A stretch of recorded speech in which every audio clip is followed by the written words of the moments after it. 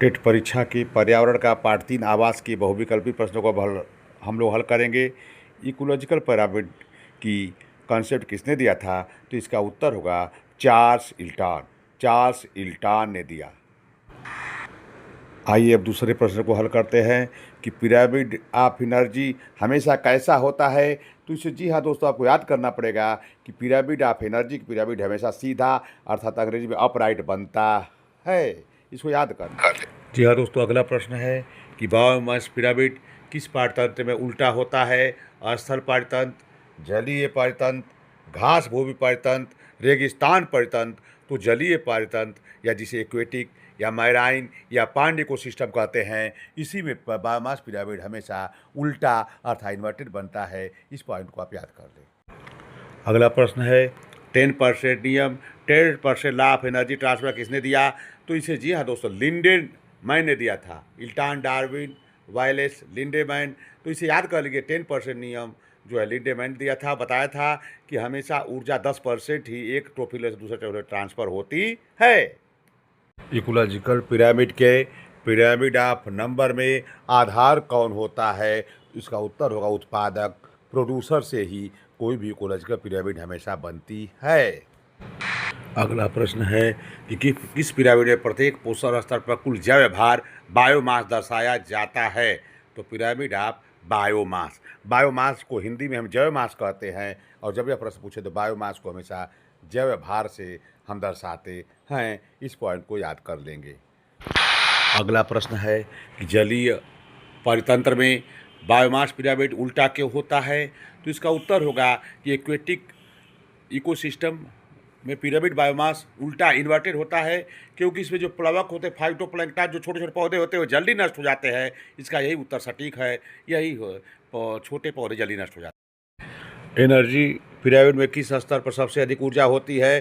तो इसका उत्तर होगा उत्पादक, जिसे प्रोड्यूसर कहते हैं। उत्पादक आपको हरे पौधे होते हैं। और लिंडे ने बताया था कि अगर उत्पादक है सूर्य के प्रकाश से अगर जो ऊर्जा लेता है तो 10% ऊर्जा ही दूसरे में आगे जाकर ट्रांसफर करता है। एक प्रश्न है अगला, यह लिंडेमैन के नियम के अनुसार है कि यदि किसी परितंत्र में 10,000 किलो कैलोरी ऊर्जा प्रोड्यूसर के पास है तो प्राथमिक उपभोक्ता के पास लगभग कितनी ऊर्जा होती है? आप जानते हैं कि ऊर्जा हमेशा 10% ही ट्रांसफर होती है, तो 10,000 का 10% 1,000 किलो कैलोरी होगा। इसलिए उत्तर बी सही है, 1,000 किलो कैलोरी एनर्जी होती है। अगला प्रश्न है इकोलॉजिकल पिरामिड में किस प्रकार के पिरामिड कभी उल्टा नहीं हो सकता? तो हम जानते हैं कि एनर्जी का पिरामिड हमेशा सीधा बनता है, अपराइट बनता है। इसे हम लोग याद कर चुके हैं, इसलिए इसका उत्तर होगा सी, एनर्जी। ऊंट के शरीर में किस ऊतक में वसा संग्रहित रहती है? तो हम इसको मानेंगे एडिपोज टिश्यू के रूप में रहती है संग्रहित, और कुबड़ अर्थात ऊंट का जो कैमल का हम्प होता है उसी में वसा स्टोर रहती है। Option B. मरुस्थल में पाई जाने वाली छिपकली का मुख्य अनुकूलन है? इसका उत्तर है कि रंग बदलना, अर्थात मरुस्थल जो छिपकली होती है वह रंग बदलती है, यही इसका अनुकूलन है। मरुस्थलीय जीवों में रात में सक्रिय रहने की प्रवृत्ति क्या कहलाती है?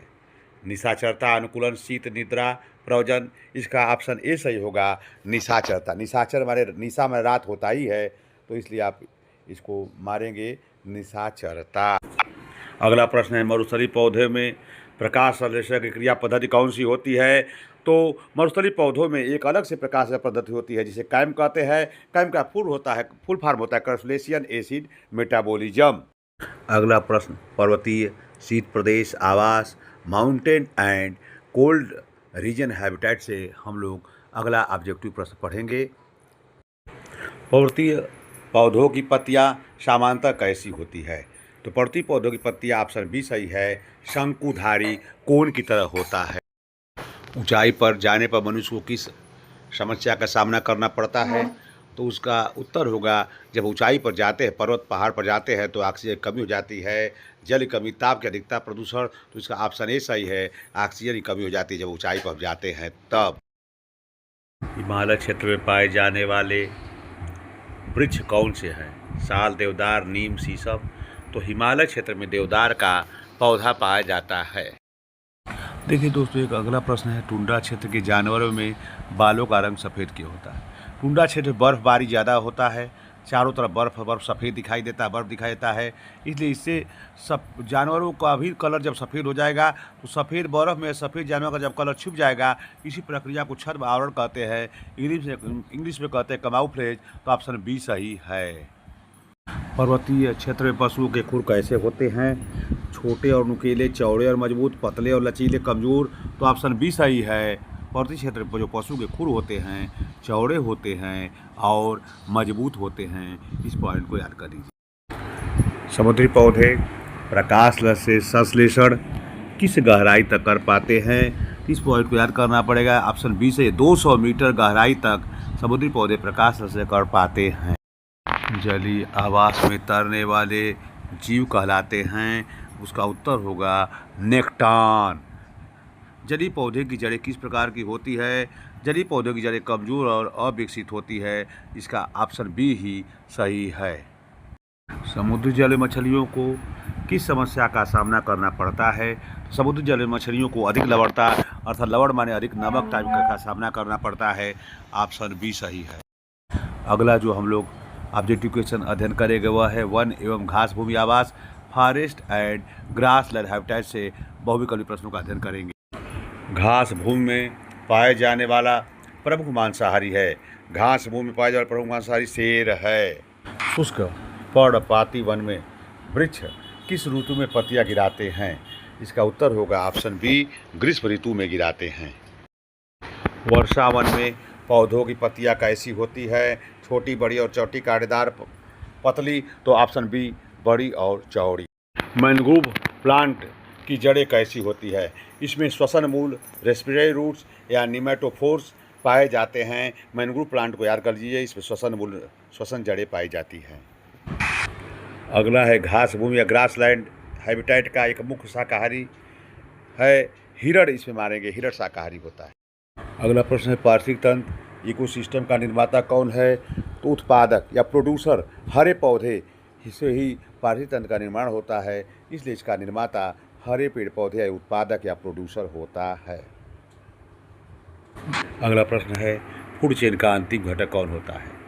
तो फूड चेन का अंतिम घटक अपघटक होता है, डिकम्पोजर जिसे बोलते हैं। अगला प्रश्न है म्यूचुअलिज्म पारस्परिकता का उदाहरण है मधुमक्खी और फूल होता है, क्योंकि मधुमक्खी फूल से शहद लेती है और फूल जो है फूल का एक काम हो जाता है, उसका परागण हो जाता है, पॉलिनेशन हो जाता है। अर्थात इस प्रकार से मधुमक्खी फूल एक दूसरे से लाभान्वित होती है, परस्पर संबंध हो जाता है, इसीलिए इस घटना को म्यूचुअलिज्म कहते हैं। अगला क्वेश्चन है अमीनसिलिज्म का उदाहरण है पेनिसिलियम, फफूंद और जीवाणु। पेनिसिलियम फफूंद होता है। यह पेनिसिलिन नामक एक एंटीबायोटिक निकालता है और अगल बगल अपने कीटाणु मुक्त। अमेंसेलिज्म, कमेंसेलिज्म, सिम्बायोसिस, ये सब समझने के लिए आप हमारे आगे इसी क्रम में वीडियो पूरा देखें। अंत में आपको फिर से एक को डिटेल में समझाया जाएगा। अगला प्रश्न है जनसंख्या घनत्व मापा जाता है कुल जीवों की संख्या से, प्रति इकाई क्षेत्र में जीवों की संख्या से कुल प्रजातियों से। तो ऑप्शन बी सही है, प्रति इकाई क्षेत्र में जीवों की संख्या। कम्युनिटी सक्सेशन का अर्थ है समय के साथ समुदाय का क्रमिक परिवर्तन, जन्म दर वृद्धि, जनसंख्या का अचानक बढ़ना, अपघटन। तो इसका ऑप्शन ए सही है, समय के साथ समुदाय का क्रमिक परिवर्तन। अगला प्रश्न है प्राइमरी सक्सेशन कहाँ से शुरू होता है? नंगी चट्टान, उपजाऊ भूमि, नदी किनारा, घास भूमि। तो इसका ऑप्शन ए सही है, नंगी चट्टान से प्राइमरी सक्सेशन शुरू होता है। सेकेंडरी सक्सेशन किससे शुरू होता है? जंगल की आग या बाढ़ के बाद, नंगी चट्टान, ग्लेशियर, समुद्र। तो ऑप्शन ए सही है, जंगल की आग या बाढ़ के बाद से ही सेकेंडरी सक्सेशन। बायोडाइवर्सिटी हॉटस्पॉट में सर्वाधिक प्रजातियां कहाँ पाई जाती हैं? वर्षावन, मरुस्थल, टुंड्रा, मरुभूमि। तो इसका ऑप्शन ए सही है, वर्षावन। आप देख रहे हैं यूट्यूब चैनल टेट गुरु मंत्र। आपको टेट गुरु मंत्र चैनल का नाम इसलिए रखा गया क्योंकि इसमें सी टेट और यूपी टेट के संपूर्ण पाठ्यक्रम के हम एक पाठ वाइज तैयारी कराते हैं। जी हाँ दोस्तों, बिल्कुल जो प्रश्न पूछे गए उनसे संबंधित क्वेश्चन आपको बनाते हैं और हिंदी और अंग्रेजी दोनों में देते हैं कि ताकि आपका काम आसान हो जाए। और यदि आप यह पाठ देखे रहे हैं, ऑब्जेक्टिव हमारे शायद सॉल्व कर रहे होंगे। अगर 50% से आप कम क्वेश्चन सॉल्व कर रहे हैं तो हमारे यूट्यूब चैनल को जरूर सब्सक्राइब करिए। इसका मतलब आपको जो है पर्यावरण में अभी आप पूर्णता नहीं प्राप्त किए हैं, इसलिए हमारे चैनल से महत्वपूर्ण प्रश्नों को जरूर देखिए और चैनल को सब्सक्राइब कर लीजिए ताकि हमारा चैनल ग्रोथ कर सके। धन्यवाद।